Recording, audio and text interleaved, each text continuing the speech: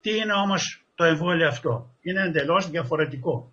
Χρησιμοποιεί ως φορέα έναν αδενοϊό, ο οποίος όμως αδενοϊός είναι DNA ιός, είναι διπλόκλονος, και επιπλέον αυτό το οποίο κάνουν για να μην μολυθούμε, αδρανοποιούν με κάποιο τρόπο αυτόν τον αδενοϊό. Θα μπορούσαμε χοντρικά να πούμε το κόβουν στη μέση.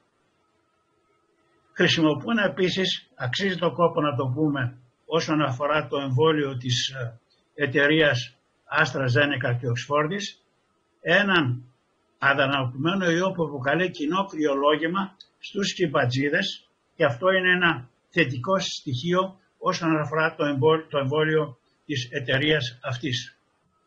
Εκείνο το οποίο κάνουν, πάλι χρησιμοποιούν, εφόσον αδρανοποιήσουν τον ιό και τον κόψουν ας πούμε σε δύο κομμάτια, παίρνουν υπομορφή DNA τώρα την πληροφορία που καθορίζει το mRNA της πρωτεΐνης της σακίδας του ιού και την ενσωματώνουν, παίρνουν αυτό το κομμάτι, το διπλόκλονο DNA που καθορίζει, που είναι υπεύθυνο για τη βιοσύνθεση της πρωτεΐνης της σακίδας του ιού, και τη βάζουν μέσα στο γενετικό υλικό του ιού.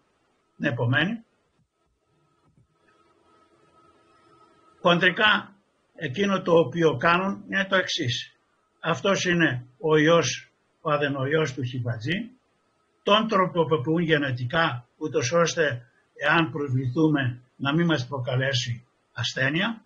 Απ' την άλλη, από τον κορονοϊό αφαιρούν, με το ψαρίδι βλέπουμε, ένα κομμάτι του γενετικού του υλικού, το κάνουν αυτό DNA, αυτό το DNA το ενσωματώνουν στο γενετικό υλικό του αδενοϊού, μολύνουν τον άνθρωπο. Από τη στιγμή που μολύνουν τον άνθρωπο υπάρχει μια διαφορά τώρα σε σχέση με τα εμβόλια, τα mRNA.